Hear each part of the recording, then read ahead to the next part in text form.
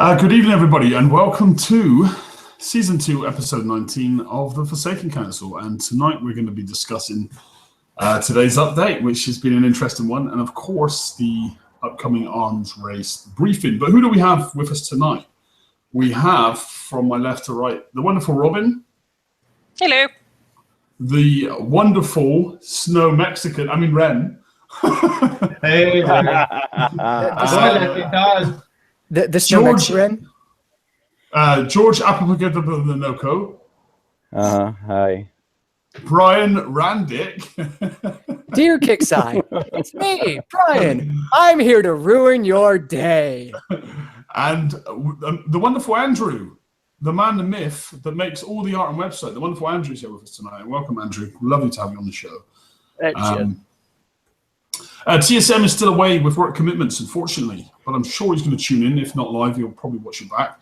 And it was actually TSM's birthday yesterday. We'll maybe discuss that a little bit later, but so a brief happy birthday for now.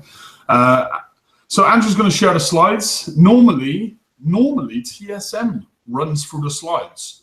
So does anyone want to have a go at that tonight? Hell no. I can do it. Okay, Ren. My connection barely survives wind. Well, obviously allow breaks for swearing. So,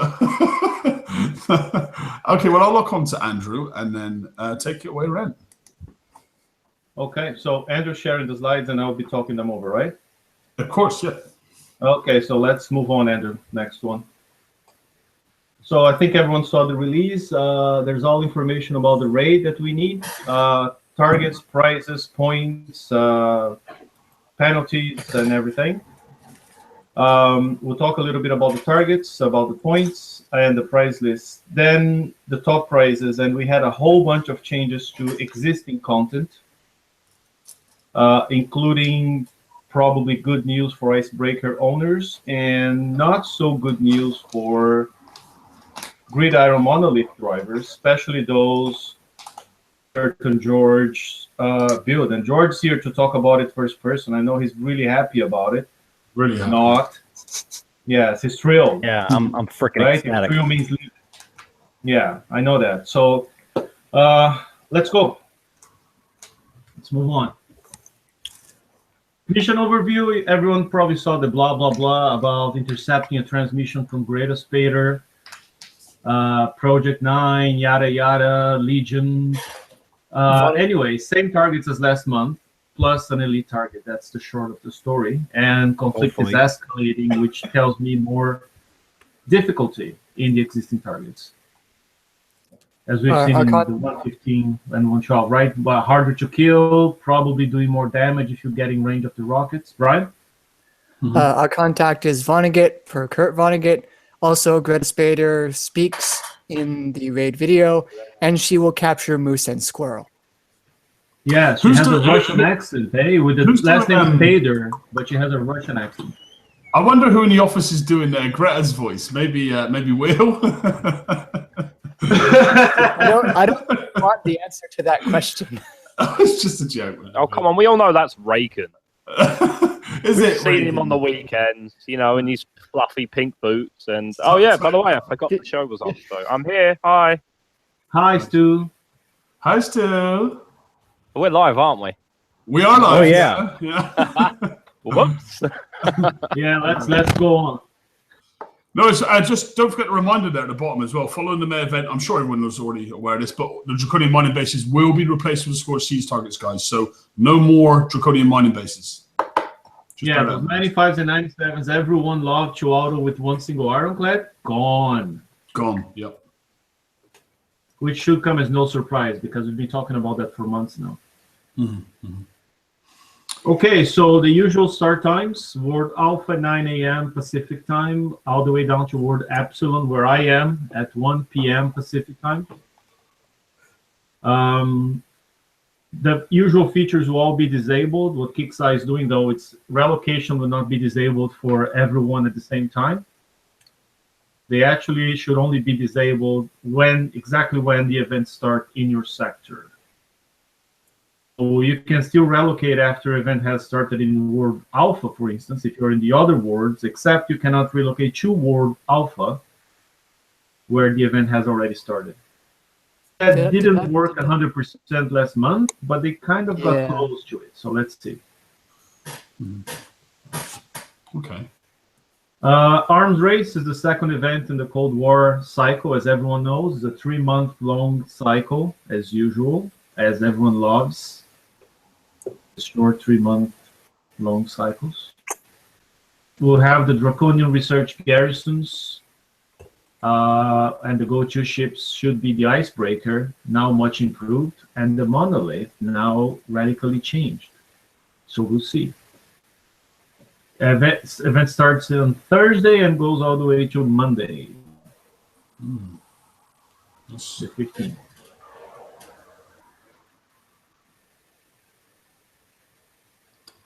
Okay, let's talk about the targets. And I remember last month people were still debating the tier number. I don't give a rat's ass about the tier number, but tier 4, it's what people used to call CSAT, and what was before tier 3, now it's tier 4. Since last month, the 40s. Anyone driving Nova Storms, Draconian Carriers, Berserkers. I'm not sure anybody tried DNXs, but pretty much they say anything doing any level of FM should be able to do those. Any comments on those? Not particularly. Nope. Okay, tier 5, which used to be tier 4, and used to be BSAT, are now the 60s. This is where I completely disagree with Kixeye briefing here. You can do them with mid-rank Citadel and Punisher fleets. Well, last month you could not. The range on the cold snaps in the 60s was super long, a way where the tank plus backline setup was not effective in the 60s. You take a lot of damage and die real quick. They were actually tuned to be done by blitzers, by icebreakers. Until they changed. Now, in their briefing, Kixeye doesn't say that. They tell you to use a tank and a backline. So either they've changed the targets this month, or incorrect. And if you do try the 60s and you have problems, we told a couple of people last month to skip the 60s because of the very reasons that you just said, Ren, and to head up to the 80s. And there were some people that actually did a little better in the 80s than they could even ever think to in the 60s. Yeah, very true. It's very counterintuitive, though. I mean, an old Punisher tank with old Citadels, even if you don't have the Harlow, they could do 80s. You just have to be careful. And will take some time, but they could do 80s no problems. But they could not do 60s. They would just be destroyed in 60s because of the super long range of the rockets. George? Do you think they're going to be? Do you think they're going to they're going to allow that in the 80s again this time, though? I mean, we've seen the changes to the arc missile and stuff. I'm hoping so. I don't know. I don't think anybody here knows for a fact. I mean, just look at all the last-minute changes they keep throwing at us. I'm pretty much trying to drive all the players away from the game. It's a very consistent effort of driving all the players away from the game. You know, but I hope they don't change the 80s other than making them right. But again, if they do not, if the 60s are the same way they were last month, do not follow Kixeye's advice. Do not use Punisher and Citadels. Do not use Tide Seekers. Just use Blitzers. Right? Yeah, I would wait and see. If you can see someone else hitting a 60 before you, definitely do that, because Kix loves to copy and paste stuff from previous raids, even if the information isn't entirely accurate. And they haven't been... Have they been right this year yet? Because Imperions are supposed to be really good in Scourge, and they weren't. And these are supposed to do well in last raid targets, and they weren't. So, yeah, on an 0-for-4 streak, I'm going to say don't do that. Yeah, good point, Brent. So let's move on. See reference history. Yeah, so tier 6, like we already said. Last month, tier 6, a.k.a. former tier 5, former ASAT or whatever. So that's a D80s. Right? It says they're ranked Icebreaker fleets. Last month, there's a flat-out lie. You drove your icebreakers in the 80s, those short-range rocket turrets would just annihilate them. Now they've been buffed. The stacking aura went from plus 15 to plus 25. We'll talk about that soon.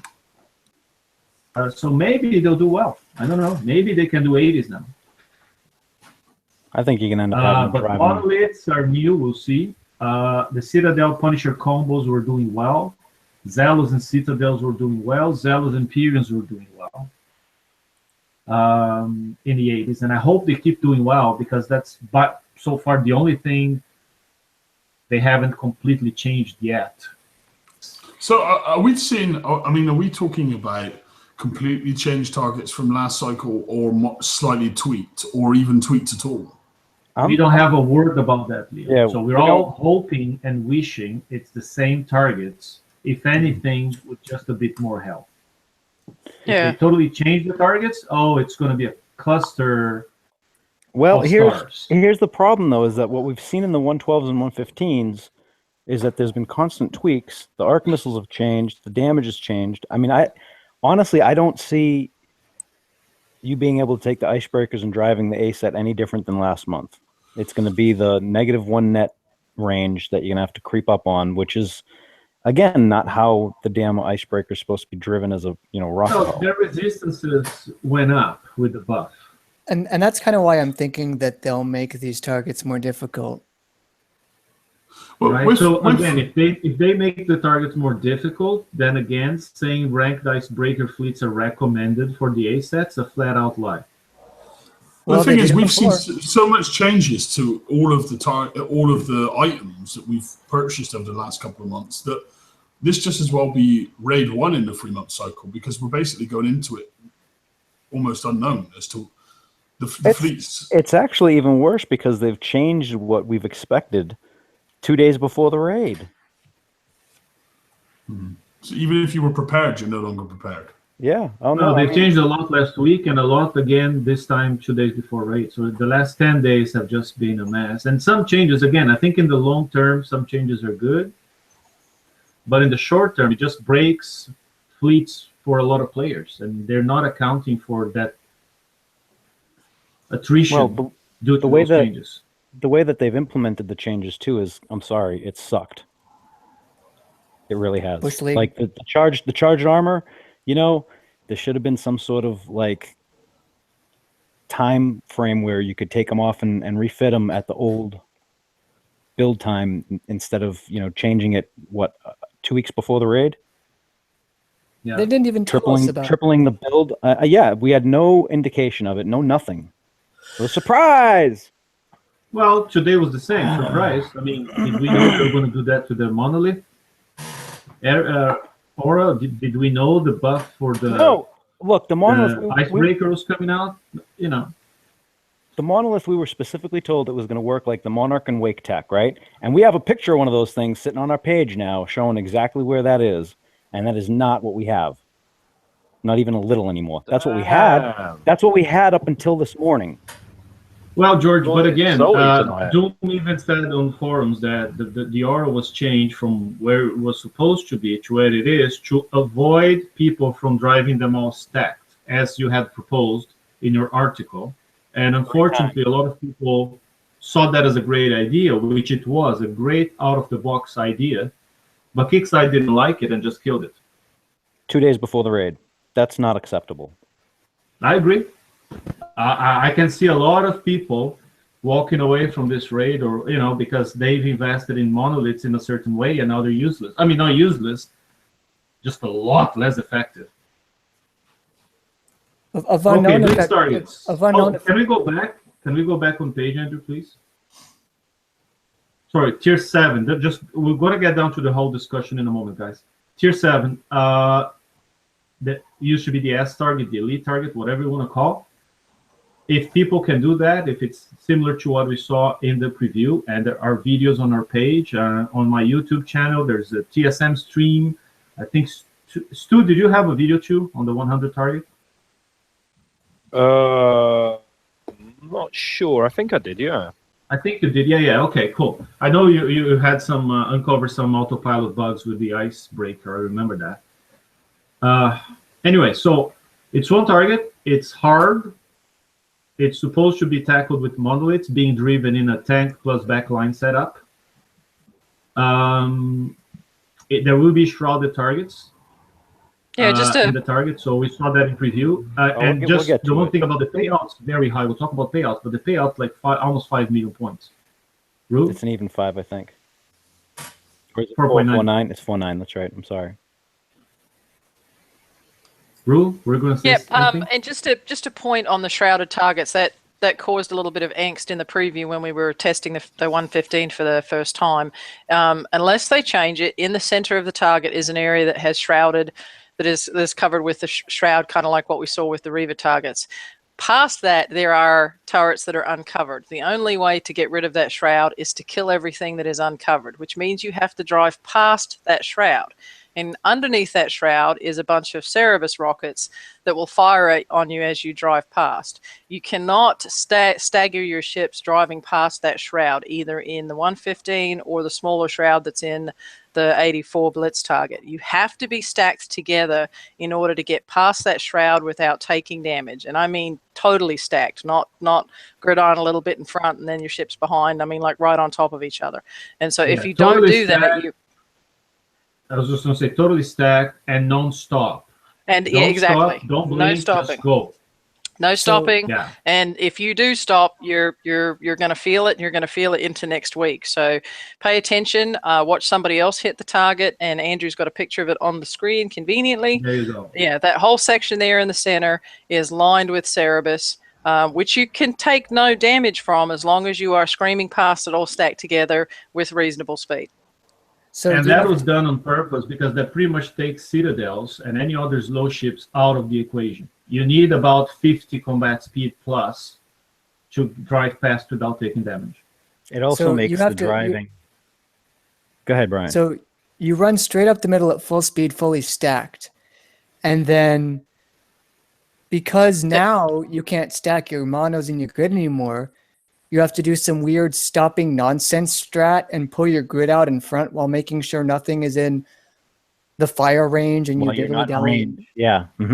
Yeah. I mean, the thing is getting through that channel, right? I mean, this is going to cause so much crap during the raid because it's going to make your driving harder.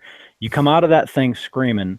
You go up into the corner. You can't be stacked because you don't want to be stacked anymore, so you can get the field effect, right? But you're going to be fired upon the minute that you get out of range of those Cerebuses. You're in range of the missiles on that next island, Which themselves have splash. I mean, Yes. The Arc you're- missile does, not the others. yeah. So So, by the way, the surprise. way I did was, and I drove my Zealous and my M stacked. Then as the moment I passed the last rocket, send the Zealous to the right towards the 3 mines. And I kept the Imperions running straight to the end in a way where actually they kind of get boxed in the upper corner where the other shroud is. right.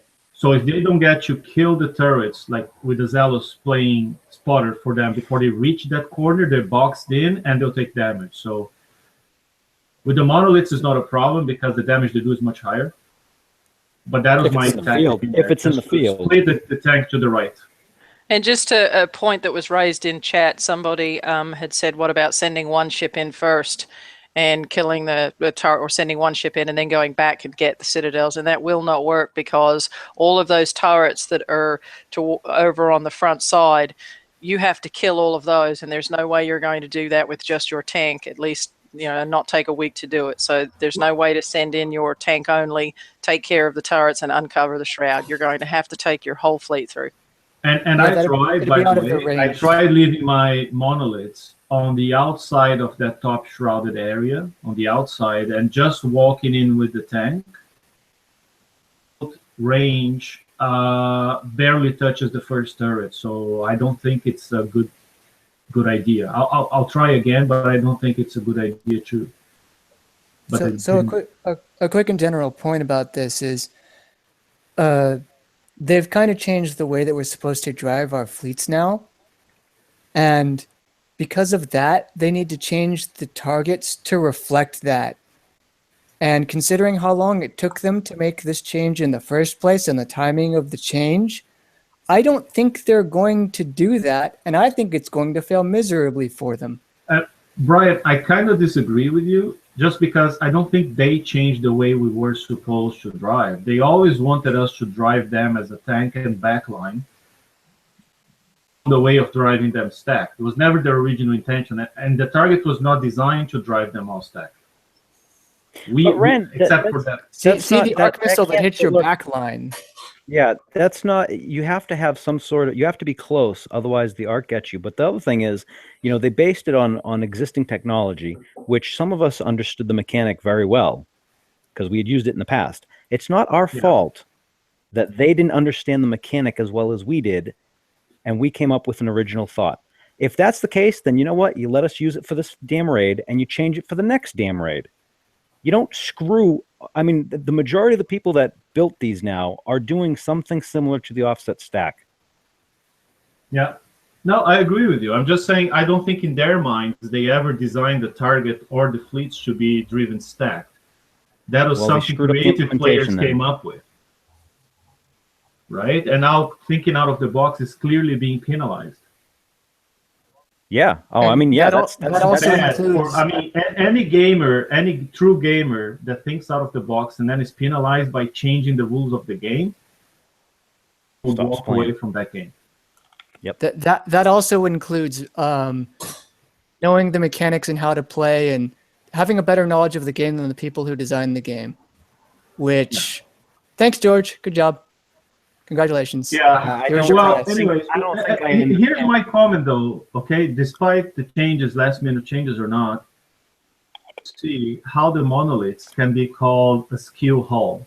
The skill hulls we had before, Hell Raids and Cannoneers, you could drive them the right way with very little wiggle room for mistakes, but you could get through the target for 0 damage.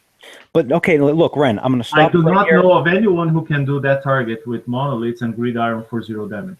That's true, but you bring up a very excellent point in that when you did drive these stacked, you had to drive them just like the Hellwraiths and the Cannoneers, because you had to come in at an oblique angle to the target, and you had to creep up on that so the cold snaps didn't shoot you.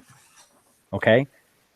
It's still driven like a skill hull, even if you stack. You know what I mean? So either way that you do it, you're taking damage. There's no 0 damage in this at all. It's impossible. Exactly. So I'm like, how is this a skill hull? Maybe they changed that terminology as well without telling us. Well, yeah, then they didn't tell us. Okay, so let's move on, guys. Blitz targets, level 84. So the level 89 Blitz target is gone. It was too good to be true, or too good for us players and not good enough for kick size bottom line. So they've removed the 89. It's not there anymore. Boo. We have now the 84, which pays 800,000. Level 69 is for lower level players, pays 185,000. Players, I think, is over level 75. If they hit the 69, they will get a point penalty, so you don't get the full 185,000. Okay, so somebody on forum posted that with the same 50 gold, you'd score more points hitting the 69. Only if you're a low level. If you're over 75, then you're going to be penalized on the 69 and get less points. So I'm sure last month it said 80 was the penalized points. Oh, is it 80? Yeah, I think it's level 80.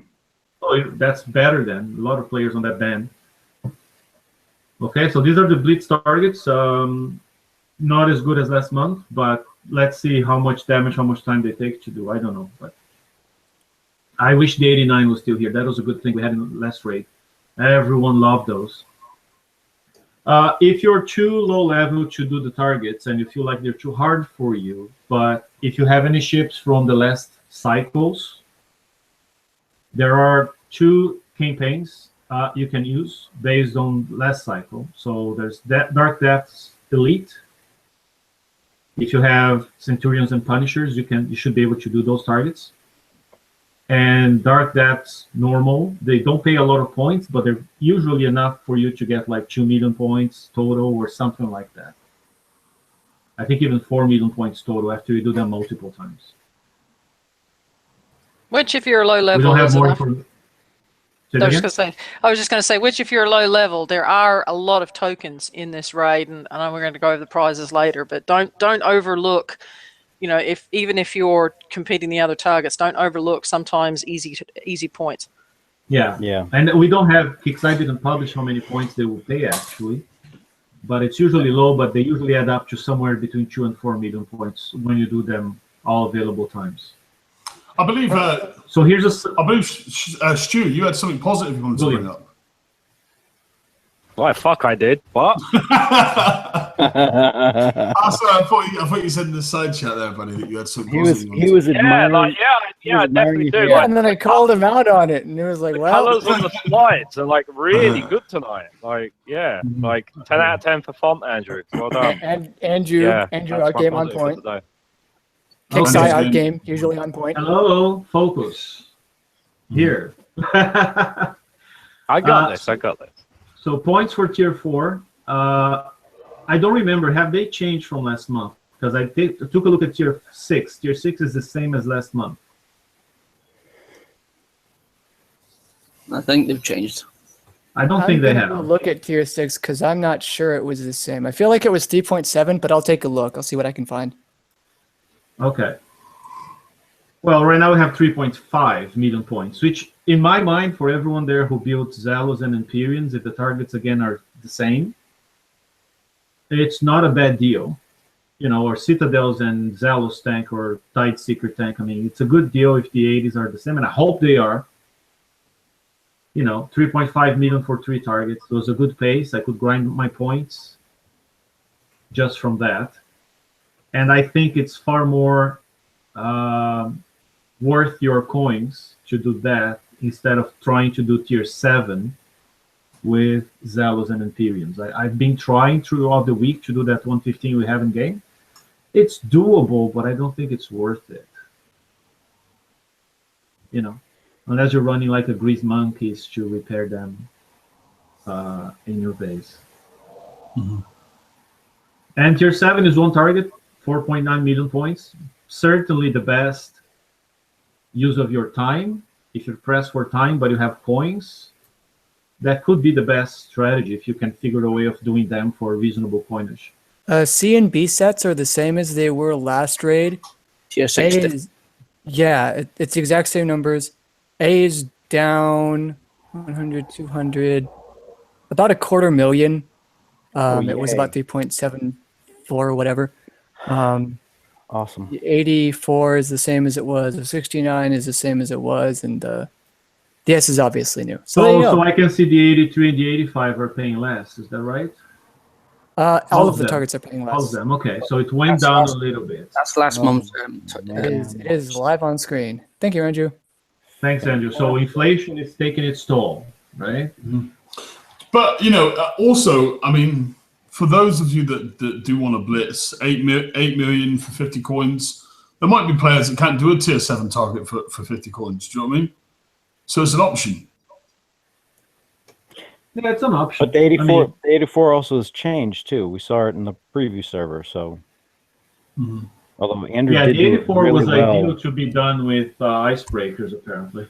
Yeah. Well, Andrew did it with. But people were what was doing it, that with Zealous? Zealous and Imperions. Or Oh, Andrew Citadels. did it with Zealous and Citadels, I think. If they haven't changed the 84 from the preview, it can be done with Zealous and 4.6. Yeah, the 84 Yeah. was another one with a small shroud in the center where you just had to run straight non-stop past some rocket to disable the shroud.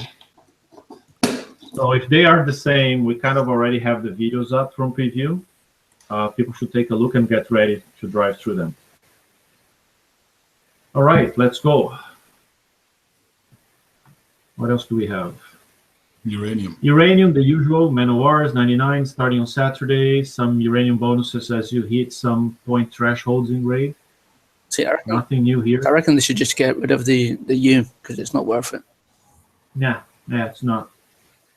I'd rather have it than not, but I save up. Or there's the daily chest, which you can keep hold on to as many as you can as long as you like. So watch your dailies and do your dailies and keep a hold of him if you need uranium during the raid.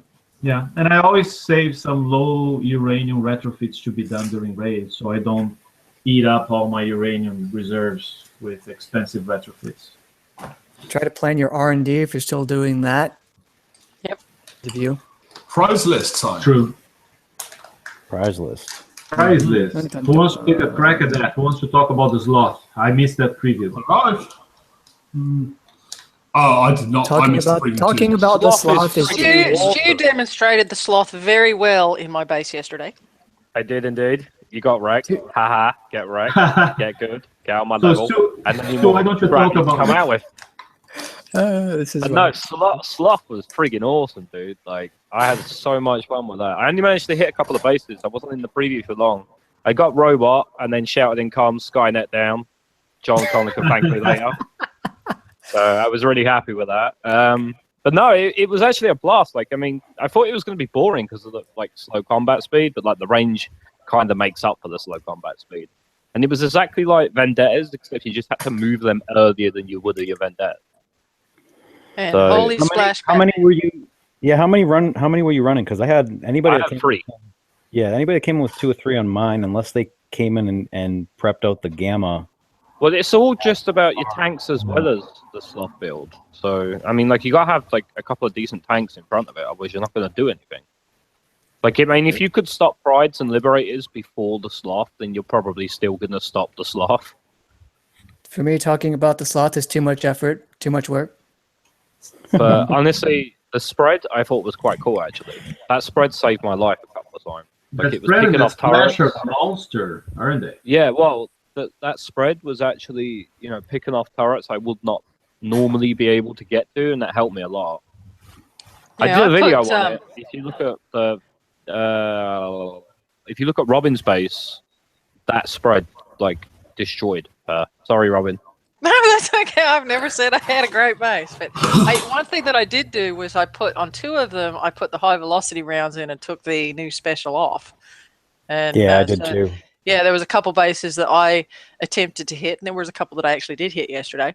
And I found that putting it on a couple of them allowed some mortars to get in, do some stuff quicker. That maybe my tank lasted a little bit longer because of it. But me too. I enjoyed it, and even though I got schwacked, I did make some changes to my base afterwards, and was able to keep a couple of hits out. But fun boat, but very slow boat.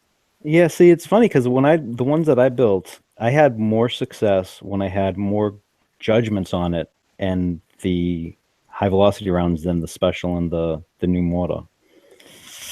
Interesting. I was going to ask the opposite, actually. Do you, I have some Vendetta tokens in my base. Do you think it would be interesting to put some torpid mortars on, or the new special, on my Vendetta? I wasn't impressed with either of those 2 that much. Not as much as or the, my the oppressor, hull. I mean, whichever. Yeah, the hull was the impressive thing of that whole thing. Okay.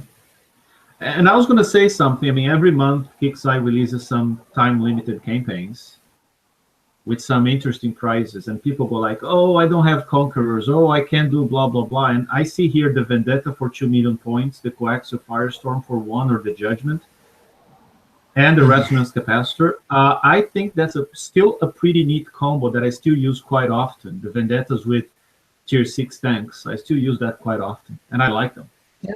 Because a lot of times those campaigns, the lower level ones that we don't know how many points they're worth,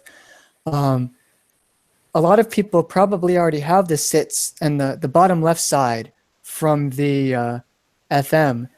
True. And they can get the bottom right just clean and easy. And there you go. There's your Conqueror gateway drug. Yeah, and the Vendetta, to me, it's one of the best Conquerors we have. One of the longest shelf lives, because it was the second in the series right after the Revenge. I don't use the Revenges ever. I'm about to scrap mine. But Sloth I is still still use better than Vendettas Vendetta. quite a lot. Sloth is definitely better than Vendetta.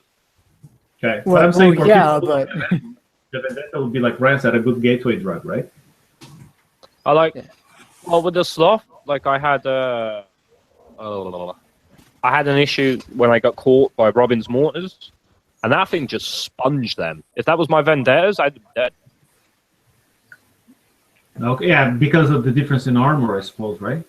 Yeah, I mean, it was crazy. I was expecting it to just die, like, straight away, like, you know, like a couple of shots or whatever, you know, it having, like, no explosive deflection or whatever it was.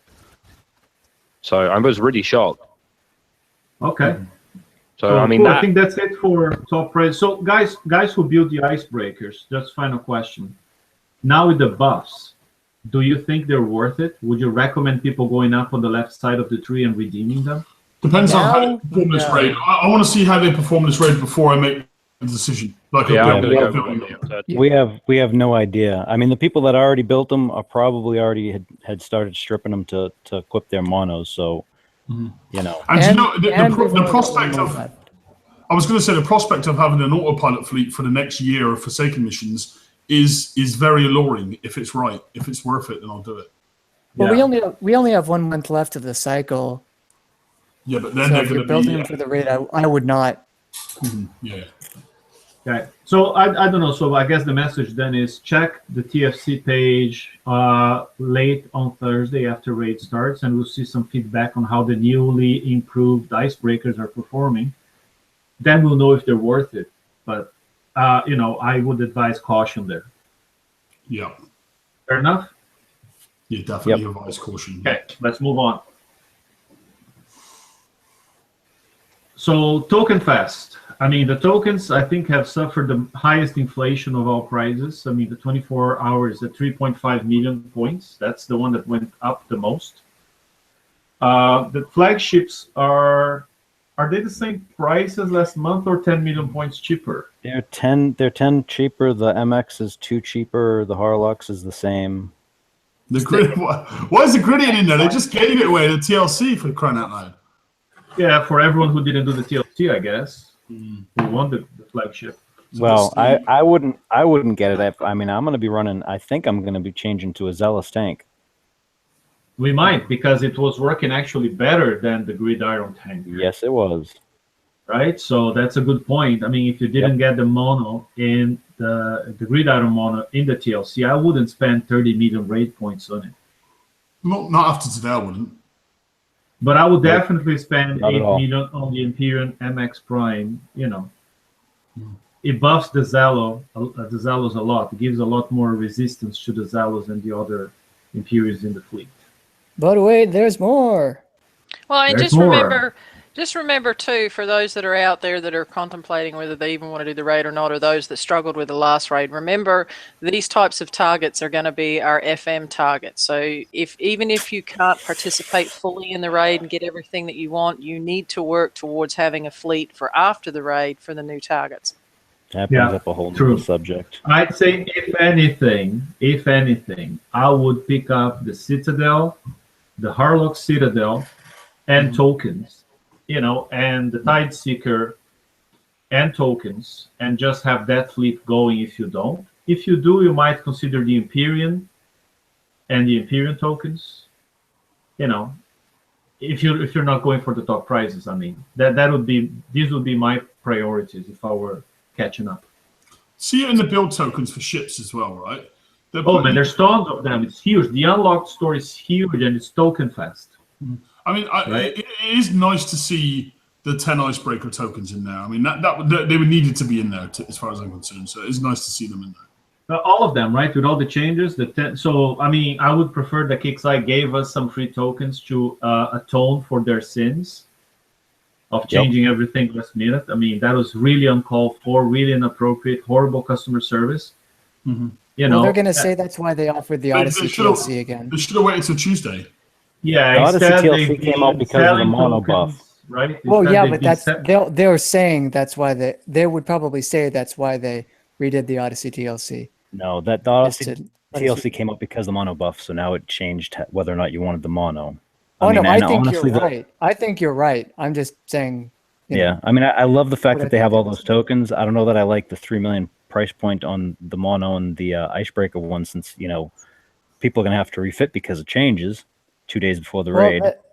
That's based, you know, they created an artificial demand for those because of the refits that we need to make for the monos and the increased viability in theory of the Icebreaker, so they charge us more. It's simple economics run by crooked people. And then this one, I actually kind of like the prices in this one for the most part.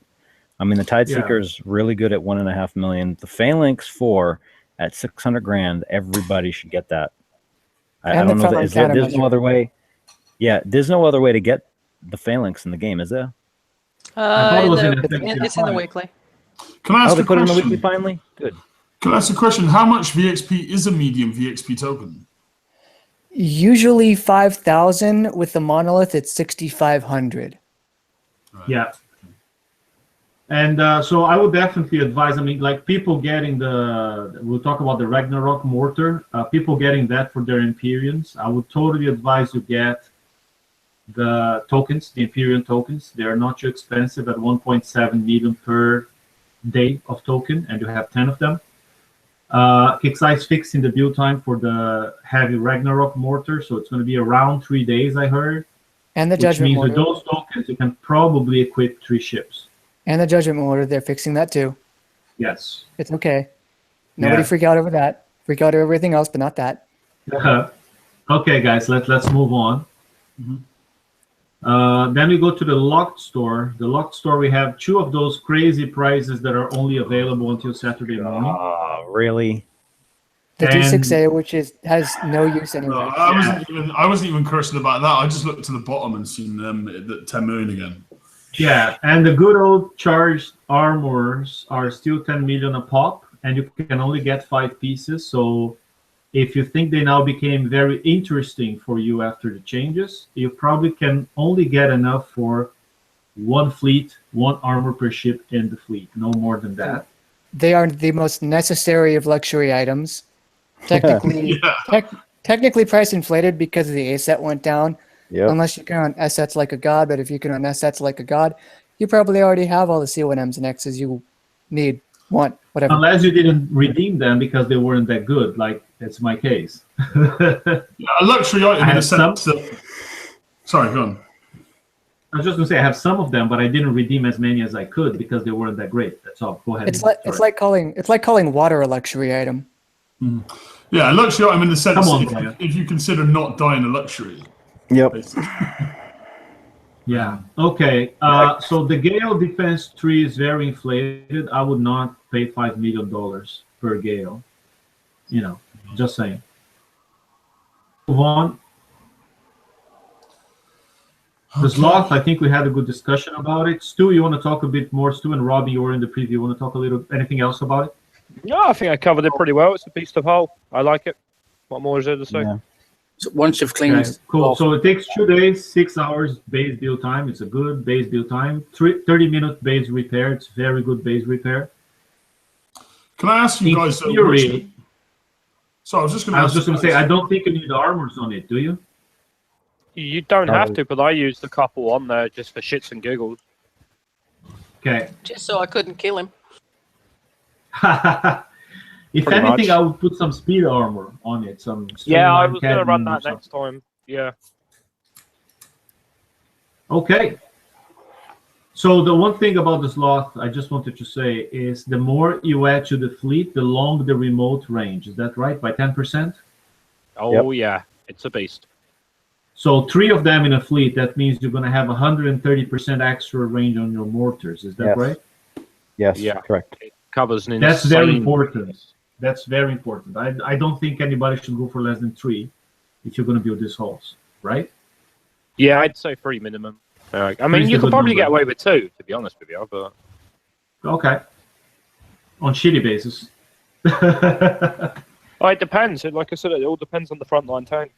Yeah. And The don't even torpid say- mortar, it's a slow-ass mortar with a lot of damage. What surprised me, though, is that the damage per salvo, per projectile, is still lower than the judgment. That was a bit of a disappointment for me. Yeah, it takes a lot longer to land as well, which is kind of annoying. So I mixed and matched them up. Okay. I like that's- the spread, so... I was going to ask you that. I was going to ask which waterload actually went for and if the torpid was the best suited. Well, I used 3 torpedoes, and then I filled the rest of the gap up with judgments, apart from 1, which I used a siege cannon, whatever the hell it's called for speed. Okay. Cool, man. Let's move on.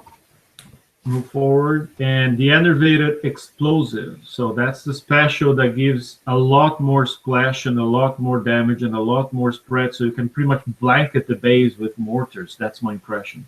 Yeah, and that's what I used as well, and it was insane. That's what I meant about the spread. Like, the spread worked out so well in my favor, especially with that splash. Yeah. No, that splash plus the splash, I think you get plus 100% splash from the hull. Yeah, So you're like going to easily top up to 200% splash bonus. I mean, and then any more that spreads out the normal cone is causing splash as well. So, I mean, once that lands, that's damaging stuff everywhere. It's insane. Yeah. I was killing guard ships off of turrets from like miles away. I killed Rue's Rhino that was sat in the back corner off of a Liberator.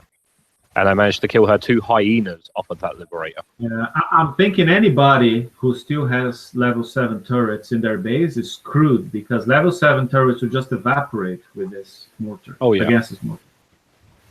So I hope everyone took advantage of the easy of getting base parts. Oh yeah, for sure. Level 8s are needed now. Yeah. Okay, let's go. And this is the weapon for the Imperion. I'm excited about it, other than the build time, and that's wrong now. I think they're going to reduce to 3 days instead of 6 days. But still 3 days is a very long ass build time. But the thing is, I was, after they changed the charged armor and reduced the shield, my Imperions were fragile. So any mistake I made, they were taking a lot of damage. And I was considering taking off a special to add MX3, but I was going to lose a lot of splash. This mortar kind of solved that problem for me, because it's pretty much as good as MX3, adding 50% explosive and penetrative defense to the ship. So I checked an empty Imperion with one of these mortars, immediately goes up to 78% resistances on explosive and penetrating. Nice. Pretty amazing, yes. So So it's like good the thing. weapon plus the special all in one. And they conveniently have some tokens in there for the Imperion as well. Yep. Now, one question somebody asked, and as far as I could check, the damage you see the weapon itself has no damage. The MIRV has damage. So there was a question, is that damage of 3,630 per MIRV? And the answer is yes. That's the best answer I got so far, still to be confirmed in blood. But apparently, yes, the 3,630 is per MIRV. So it's massive. So it gives it an insane building damage. Yeah, that's confirmed. It's awesome. And then you get 2,500 armor points for 42-minute added repair time. It's not free. The blueprint fails to mention the added repair time, but there is an extra 42-minute repair time when you add that. Okay. Anybody has any comments on that one? Or should we move to Brian's section? I gotta redo my math on this now. That thing is fantastic. If it's everything, that's like 29,000 damage on that weapon. Yeah, I'm still waiting for final confirmation, Oh my but that's God. what I heard. It's per MIRV, not to be divided. So that's a All monster. right, well, that's more That's going damage to turn. than 7 mortars on the ship. I don't know about that, but okay. Another one that we wait and see. There we go. Yeah, so the reload time is very slow at 16 Seconds down to 4, it's gold. yeah. Down Is that- to Do we have any mods or any designers in chat who could confirm the damage per MIRV or divided? Leo's in chat. 2.2 seconds reload if you've got Scald and what is it called? The trajectory plotter? Yeah, okay. Yeah, I want It's a salvo of 8 though, right? So each one of the 8 salvo will split in 4 MIRVs. Oh, it's 8 salvo. Ooh, okay. Wait. Yeah. So that's why, to me, it sounds too good to be true that the damage is per MIRV. If it's divided, makes more sense. Yeah. When you consider there's a salvo of 8, so it fires 8 shells, they all divide in 4. So now you're going to have 32 shells in the air. What Yeah, that's is not it? going to be. It's going to be 3 divided by the 4. Laredo in chat just mentioned that they actually did, because I know Doom had said something earlier about the monolith being added, and they did add the monolith into the prize pool. The monolith is going to be 8 million. The combat mortar over under is going to be 5 million, and the high yield warheads is going to be 3 million. Is that going to be the unlocked store or the locked store? He did not say. Should be unlocked with the other normal hulls. And Okay, anyways, I think the simple message is, despite the 3-day build time, this heavy Ragnarok mortar is amazing for the Imperions. I think that's the takeaway from this slide. Definitely, it makes me want to it makes me want to consider building them. Yeah. So Brian, over to you. What am I doing now? Next slide. Actually, before he starts, Laredo put in another thing too, that they will be decreasing the points requirement for the Icebreaker, Garrison Battery, and Siege Rockets by 50% between Thursday and Saturday. So people who redeem That's them interesting. early on will pay half. If they can redeem it early, they're going to pay half. That's I interesting. think that screws people who work, but I'm not going to say. Yeah, Well, yeah. I can see 'cause both sides of that. It was 8, 5, and 3 for the mono, right? Yes. That's 40%. That the hull is 40% of the Icebreaker. The mono is 40% of the Icebreaker. The special, whatever, it's what 11, 16 to 40 million. So yeah, it's 40% price for everything. For the mono versus the Icebreaker. That's so interesting. Let me put it this way. It's a nice gesture by Kixeye. If people are able to raid on Thursday and Friday and have enough points, so then instead of 20 million for the Icebreaker, it's going to be 10 million, right? It's a nice gesture for who? Not the people that they screwed over with the monolith thing today. If they, again, and even the Icebreaker, reducing points by half, it's only good if they perform. If you are the guinea pig for the new raid targets, you will get rewarded, question mark? Yeah. Where's the next slide? I What want am to I rant doing? before I leave. Yeah, where's Andrew? Andrew? Okay, here we go. Brian, over to you. I will look once it is loaded on my screen. I'm still seeing the Heavy Ragnarok. I think, I can see it. I don't. Go back into the All hang. right. Yeah. Now I'm not So- seeing anything.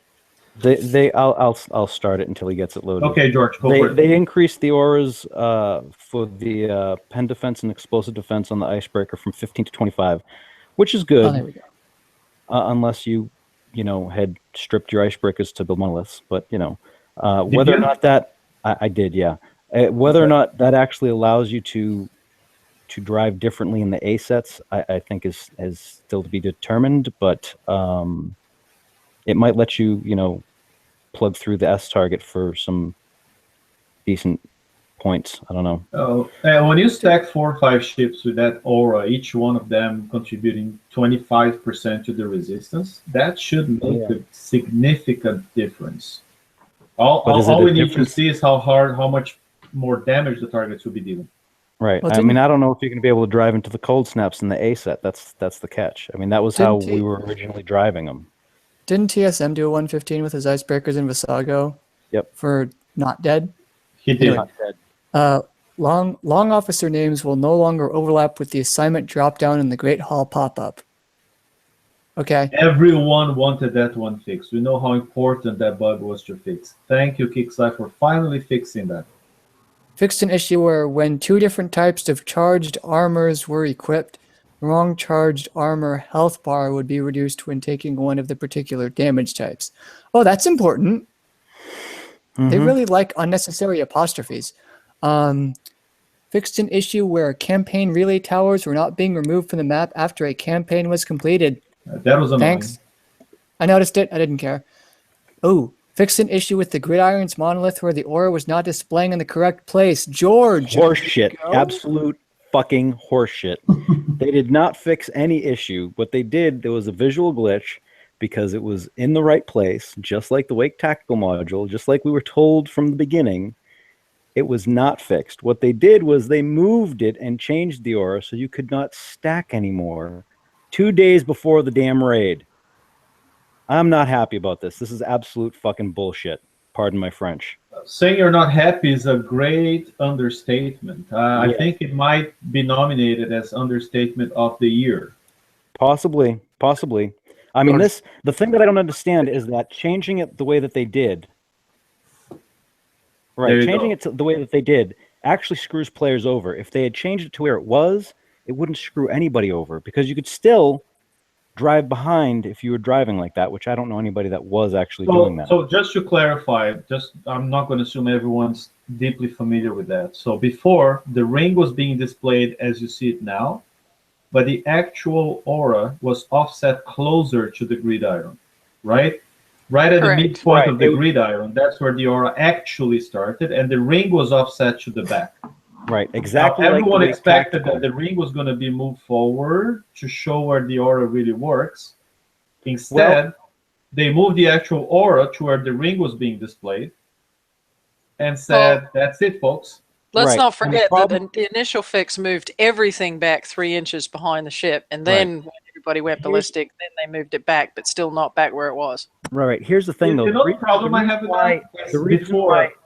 Well, I want to make a point about this because the reason why everyone thought that they were going to move the ring is because the Wake Tactical module also was displaying the same visual glitch. So the auras were both in the same spot and the rings were both in the same spot.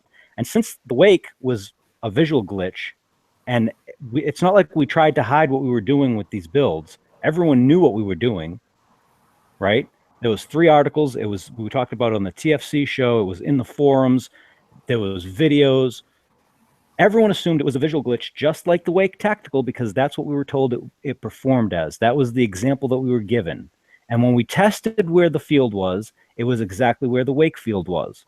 So the presumption by the entire community was, well, when they fix this, it's going to fix the display issue. They weren't going to. No one thought in their imagination that they were going to change the aura. Complete, utter. But not only they did, Doom Rooster actually, I think it was Doom Rooster posted on forums that they did because they did not want players driving them stacked. So George, it's your fault. That's what they're saying. Hey, you know what? They gave me the tools. I built a build. Okay, the fact that I can actually come up with different ideas and builds. Why are we getting penalized for this? That's always been part of the game. That's part of being a gamer. It's been part of the game since the beginning.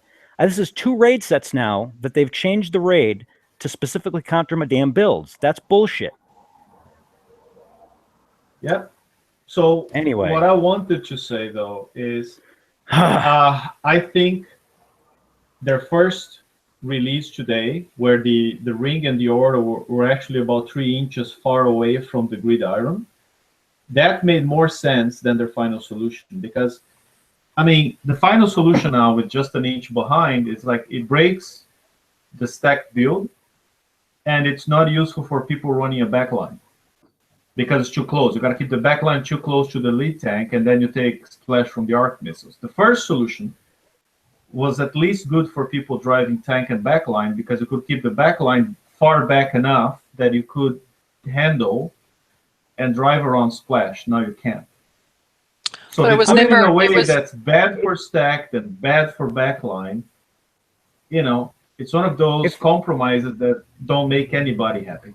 But it wasn't ever confirmed that the actual aura moved back that far either. In fact, it wasn't confirmed until it was kind of like forcefully questioned where actually is the aura itself. So we don't even know if it was just a worse visual error where they put the ring earlier this morning. What I want to know is why don't they just... We were all complaining that we could not know whether or not the aura was active because the icon was the same. So now they've added, as you can see in the picture, a second icon that looks like a thud cannon.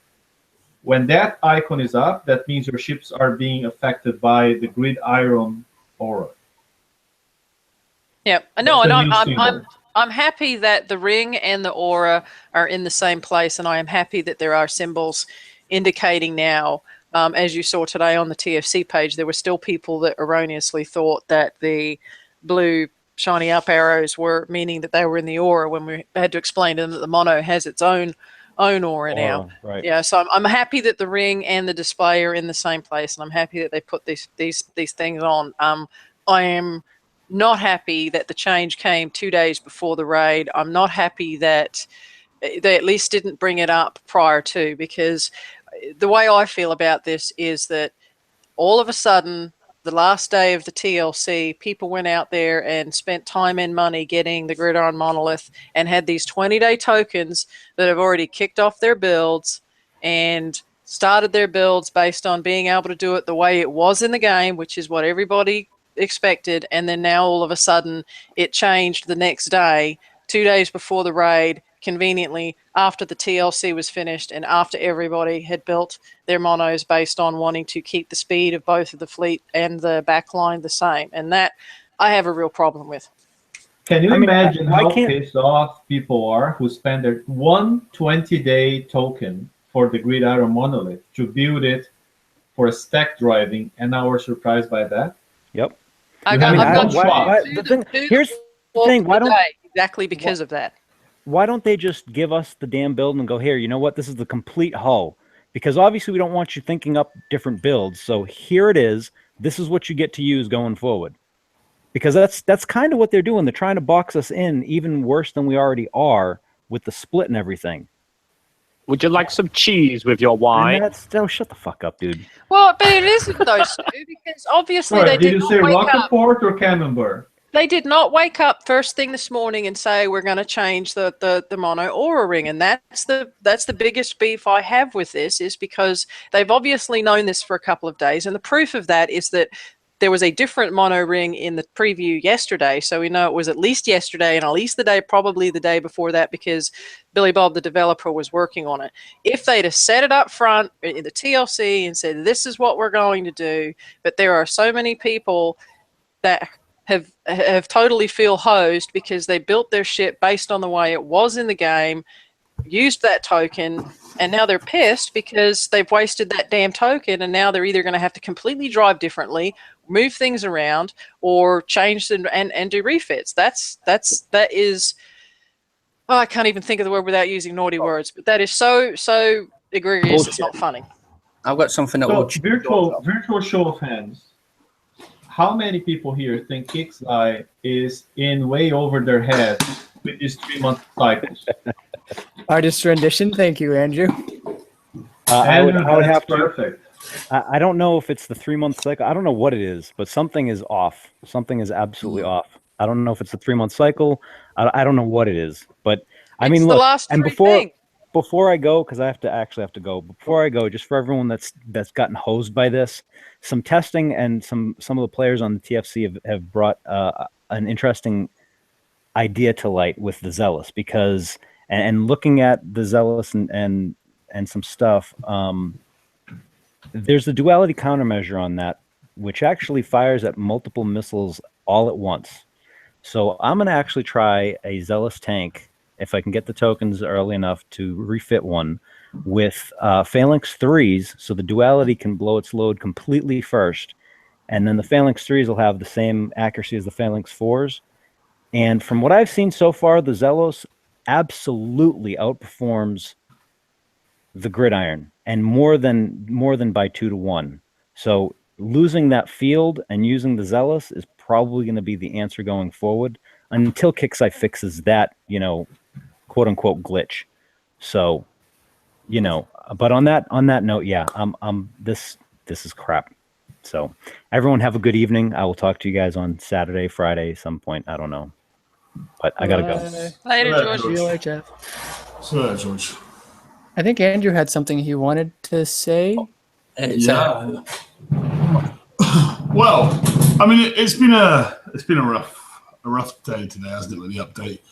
And I guess some tempers have flared, and there's different opinions. It is rough when Kixeye make changes 2 days before raid, but I don't know. Hopefully, I don't know how this one's going to pan out, because there's so many changes happening recently that you almost need to wonder, do Kixeye even know what they're doing at this stage? Because everything they've released, they've had to change, and it's hard to have faith in that.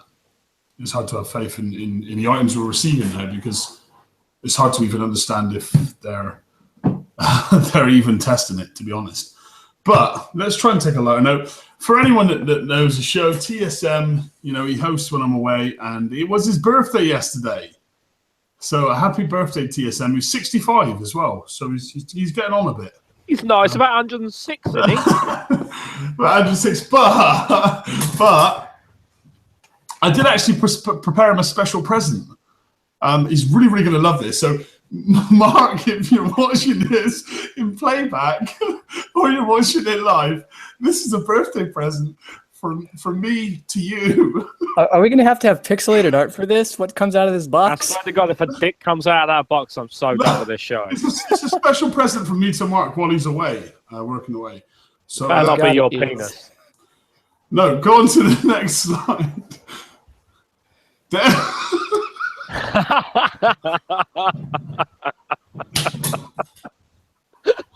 Who killed all his friends?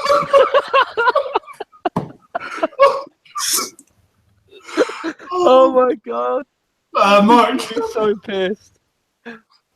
Mark, we'll see you. I have a question. Why would he ever give you this? Oh, God. We'll see you in a week, Mark. Don't worry. You'll be back on the seas. Happy birthday, Mark, from Liam99 and the TFC admins. So this Saturday on the open mic, you get to see Mark, aka TSM, take on Liam in brutal Mortal Kombat. It's gonna bomb with Murder him. live on air. Liam will no longer be hosting. No, the show but because he's he will got be dead. he's got 2 weeks to calm down. He's not back for 2 weeks, so I'm good. They can send like drones with explosives to houses. Like that's a thing. It's like Amazon, but they deliver death. Okay, sorry. Okay. Brian and Rue had things to say before. we Yeah, close. sorry. Um, So anyway, happy birthday, Mark. I thought I'd give a bit of humour towards the end of the show. Happy birthday, buddy, and have a good one. I surrender. The point that I wanted to make, I thought about it and decided it would be better if I didn't actually say it. So, Robin, go ahead. Okay, a couple things. Andrew has done his handy dandy raid calculator page again, and that is now up live on the website. You'll be able to key in points that you want for items, tell you how many more points you still need, and also give you stats on the actual item itself. And it will also track based on your level. So if you are below a certain level and you're hitting the above a certain level and you're hitting the lower targets, it will tell you exactly how many sets of each particular time that you would like, each particular target set that you need to complete your target. So that is up and live now on the website. And the other thing too is I know there's been a lot of things that we've discussed on the show today, but we know that last time we were able. There's no indication this time that we're not also going to be creative with our fleets. So before you dive in and go in and kill your fleet, take a couple minutes to watch other people that are doing the raid. Take a look at the TFC page, because normally if somebody cracks a target or if we have have some videos out there, you'll be able to maybe save yourself some time and some repairs. So don't just throw in your fleet, die, and quit and say, that's it, I'm not doing the raid. Ask around, see what other people are doing, and definitely look at the raid help page that's on the TFC website, or as I call it, the raid crack page. There will be videos. Andrew gets them posted there as soon as they're on the website. So just take the time to use the tools that are there that are available for you. And hopefully that will help save some time and repairs. That was all I had. Okay, so thanks everyone. Any final words? Over to you, Liam, to close it up. Yeah, sorry. So is there anything else anyone wants to add, or? I'm just going to say this one thing. This ain't a scene. Bring back It's 2016 Battle Pirates. That was a good year. Yeah, please. This ain't a scene. It's a GD arms race. Hooray! I made my song reference. I'm done. I've been holding on to that for like 2 weeks. Okay, Liam, over to you. Sorry. Sorry, guys. So yeah, it's been a very troubling day. I know I said this before. It's been a bit of a rough one, and I know it's there's a lot of upset players right now, understandably. Kixeye, you need to really start focusing on getting things right before they leave the door. We've had a really rough few months, and there's a lot of upset players, and I would hate to see the player base decline any more than it already has over the last couple of years. So I plead to you, please just get your shit together and start testing things and getting things right, because the last couple of months have really, I almost want to say pathetic, but I think that's too much of an insult, but it's not been good. Just start getting it right. On that note, there will be, obviously, the raid kicks off Thursday. I'm sure there'll be tons of information on the page. The Saturday show, no doubt, will be going into the raid. And I'm sure there'll be someone sussing out a very cheap, quick way of doing it, hopefully by Thursday evening. So stay tuned to the page. Thanks all for coming out. Sorry if it was a negative one, and we'll see you Saturday. Good night, everyone. See you Bye, later. everybody. Good night. Bye, everyone.